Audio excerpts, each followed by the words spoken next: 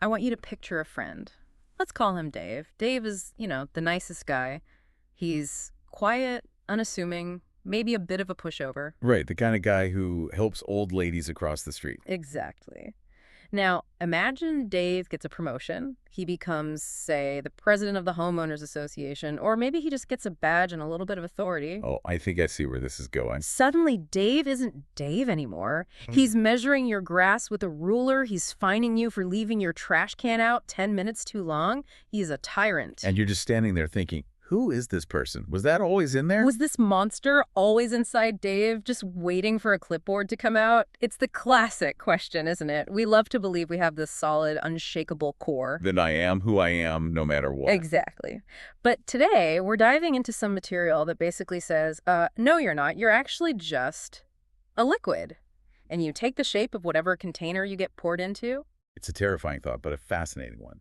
We are looking at two philosophical texts by the author Sui Feng. One is Human Nature is Unpredictable, and the other is the deceptively simple Does Life Have Meaning? And I'll tell you right now, these are not your standard self-help articles. This is a worldview that challenges that whole Western idea of the self entirely. We're exploring a model of what you could call environmental determinism. The core argument is that your environment doesn't just influence you. It defines you. And if that's true, it raises this massive question about the meaning of your life. Because if you can't even see the container you're in, how can you possibly know what you're there for? So let's start with that first text. Human nature is unpredictable. The author opens with a concept that sounds almost sci-fi. He talks about a holographic universe. Right. One flower, one world. It's a concept common in Eastern philosophy, but he's applying it here to psychology. In a hologram, if you cut a tiny piece of the image out. That little piece still contains the entire image. Exactly. So, applied to us. So that means I contain everything. Yes.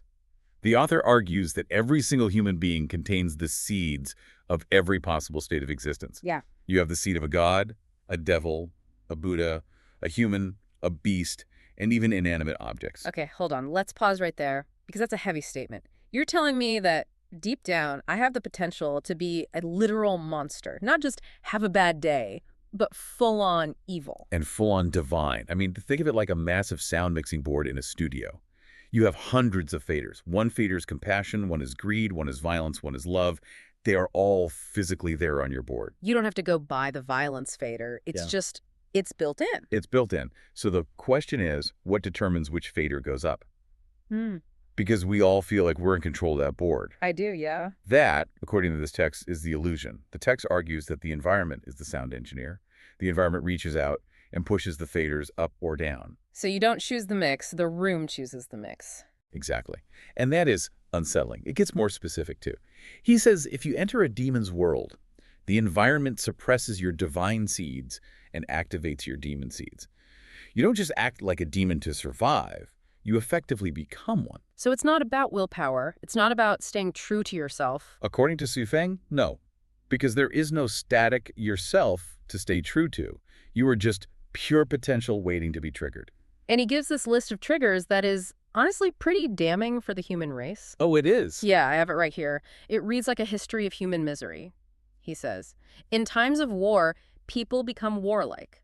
That seems obvious, but the implication is even the pacifist becomes violent if the shelling doesn't stop. The environment of war demands violence. The peace fader slides down. The survival fader shoots up. It's automatic. Then he says, in hunger and cold, people become thieves. And we see this in every disaster, don't we? When the power goes out and the food stops coming, moral codes about property rights they vanish in about 48 hours. But surely some people wouldn't steal. The text would ask, has they been hungry enough yet? It's a brutal perspective. But then he flips it to the comfortable people. He says, in comfort and warmth, people become lustful. That one feels like a direct shot at modern society. When we aren't fighting for survival, we just chase pleasure. And here's one that really resonates today. Under bad leadership, people become greedy. And under strict laws, people become cunning and treacherous. Wait, explain that second one. You'd think strict laws would make people more law-abiding. You'd think so. But if the environment is a trap, if the laws are impossible to follow or just too harsh, humans don't just submit. They evolve into foxes. They find loopholes. They lie. They bribe. So the strict environment doesn't create saints, it creates better liars. The system actually creates the criminal. Precisely. And he also touches on social mobility with this poor versus rich couple dynamic. Oh, this one is painful. Poor couples have infinite love. Rich couples have endless complaints. It's a generalization, sure, but think about the mechanism. When you're poor, the environment is us against the world. That bonds you. The loyalty seed gets watered. But when you get rich, The external pressure is gone. it's gone. Now the environment is one of options and status and material desires. The comparison and greed seeds get activated So they get divorced not because they fell out of love, but because they changed tax brackets. because the environment that sustained that specific kind of love, Yeah. it just disappeared. This all sounds very theoretical, though. Does he offer any, proof? Because I feel like I'm the same person I was 10 years ago. Well, he points to the famous prison experiment concept. He describes taking 10 random people. You flip a coin, 5 become guards, 5 become prisoners. This is exactly like the Stanford prison experiment. It's the same principle. And what happened there wasn't weeks. It took days for the guards, who were just normal college kids, to become sadistic and controlling. And the prisoners, they became submissive and broken. And the scary part was always that nobody forced the guards to be cruel. They put on the sunglasses and the uniform, and the role took over. The uniform was the new environment. It signaled permission to dominate. So that domination seed, which had been dormant in these nice kids, suddenly bloomed. The author also brings up the wolf child example, which is, the ultimate nature versus nurture argument. Right. If you take a human infant, just pure potential, and raise it with wolves, it doesn't grow up to be a human acting like a wolf. It basically is a wolf. It runs on all fours, eats raw meat, howls, no concept of language or human morality. Which suggests that being human isn't fully hard-coded. It's software that has to be installed by other humans. So if we accept this, if we accept that I'm just a reflection of where I'm standing, what do we do with that? Because it makes judgment really difficult. That's the first major takeaway. Radical non-judgment. The author says you can never define a person until their coffin is closed. Because until they're dead, the environment could change and they could just flip. Right. The sinner could become a saint if you move him to a monastery. The saint could become a monster if you move her to a war zone. But doesn't that sort of let people off the hook? Can I just say, hey, the environment made me do it? The text doesn't say there are no consequences, but it does suggest we should stop labeling ourselves as inherently good. It's a real blow to the ego. We all think, oh, I would never do what that person did. But the text is saying, yes, you would. You just haven't been in their shoes. You haven't had those specific faders pushed up by that specific environment. Yeah, there is a twist here. Because if everyone is just a fluid chameleon, society would just collapse. We need some stability. And the author says there are exceptions. Yes. This is where it gets a little metaphysical. He talks about the chosen ones. And the statistic he gives is just wild. 1 in 10,000. So extremely rare. These are people whose nature is fixed. It doesn't change with the environment. You put them in a demon world, they stay who they are. You put them in heaven, they stay who they are. They're solid rocks in the river. Right. But, and I found this really interesting, he doesn't say they're all good. No, he doesn't. And this is the part that usually trips people up. A chosen one could be a saint who never breaks, but they could also be a consistent demon. A consistent demon. So someone like, a historic villain who just never wavered. Possibly. The text says these people exist to maintain cosmic dynamic balance and causal justice. That sounds like they're agents of the universe. Yeah. So are we saying a villain might be necessary? Think of it like a forest fire. It's destructive, it's terrible for the trees it burns, but ecologically, forest fires are necessary for new growth. The text implies these consistent demons might be playing a role in a larger mechanism that we just don't understand. Which is a terrifying thought. That the villain isn't a mistake, but a feature of the system. It suggests the universe is playing a much longer, more complex game than just good guys versus bad guys. And that leads us perfectly to the second text. Because if we are just reacting to our immediate surroundings, and we can't even tell who the agents of the universe are, do we have any clue what's actually going on? That's the pivot. We move from who am I to why am I here? And the text, does life have meaning, tackles this with a story. The parable of the pigsty. I love this story. It's so simple, but then it just hits you like a truck. It does. So set the scene. You got a pigsty, 10 pigs. And just like us humans sitting around, they're debating the meaning of life. Right. So first you've got the old pig. He's the cynic of the group. He's seen it all. He's like, look, guys, give it a rest. Life is just eating slop, sleeping in the mud, and eventually you die. It's meaningless. The nihilist. Then you have the boar, the alpha male type. The boar says, you're wrong. The meaning of life is mating. It's passing on my genes, biological imperative. And then the little piglet, the cute, naive one. And the piglet says, no, life is about love. It's drinking mom's milk and playing with my brothers and sisters. That's what it's all about. And they're all arguing. But the thing is, from inside the pigsty, they all kind of make sense. Their logic holds up based on what they can see. But then the camera zooms out. We leave the pigsty. And we see the farmer. The farmer's leaning on the fence, listening to them squeal. And he laughs. Because he knows the real answer. To the farmer, the meaning of the pig's life has zero to do with philosophy. The meaning is, get fat so I can sell you for meat. Which is dark, but it's the objective truth of the situation. The pig exists to be bacon, but the pig cannot know that. Its brain isn't wired to understand economics or slaughterhouses. So the pig's meaning is a delusion. But the text doesn't stop there. It zooms out again. Right, because the farmer thinks he's the main character. He thinks the meaning of the pig is profit. But watching the farmer is a Buddha, a spiritual being. And the Buddha laughs at the farmer. Because the Buddha sees the spiritual accounting system karma. The Buddha knows that by killing the pig, the farmer is creating a massive karmic debt.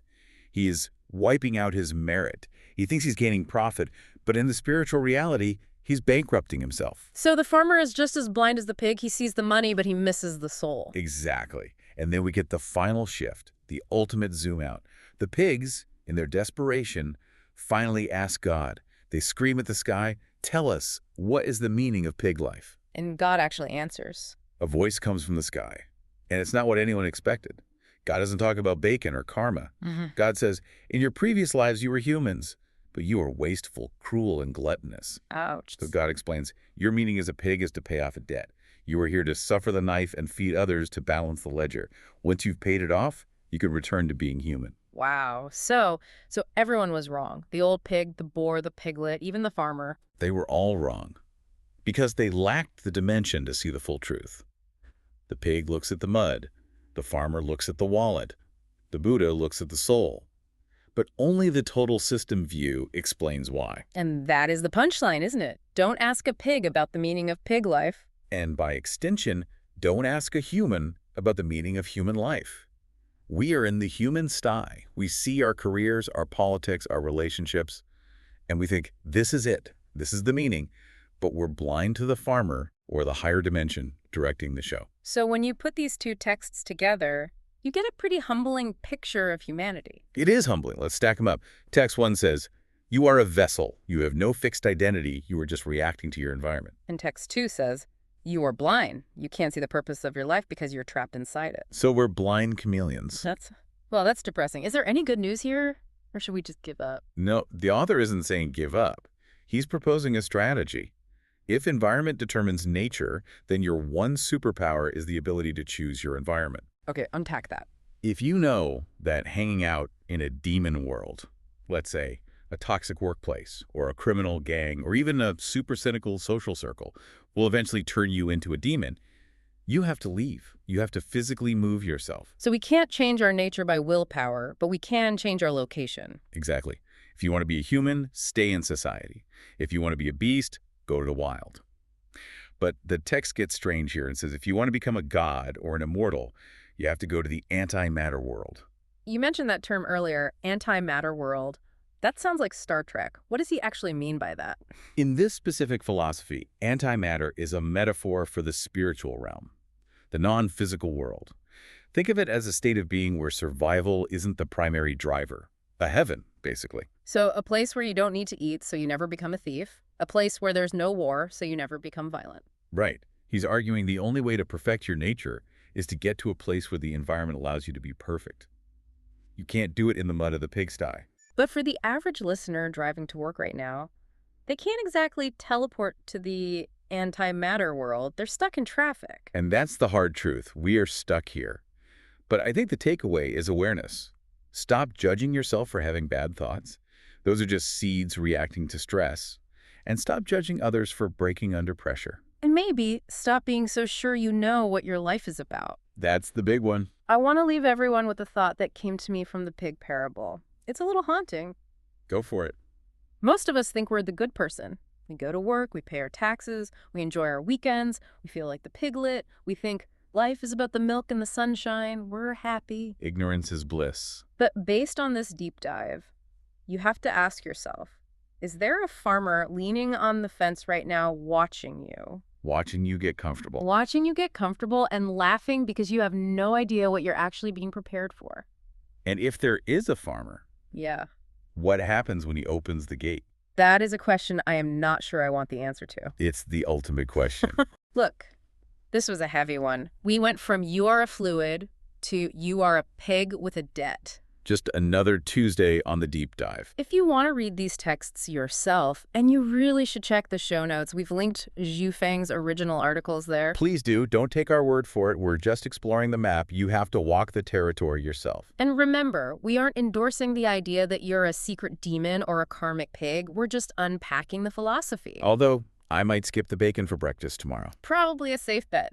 Thanks for listening, everyone. See you next time.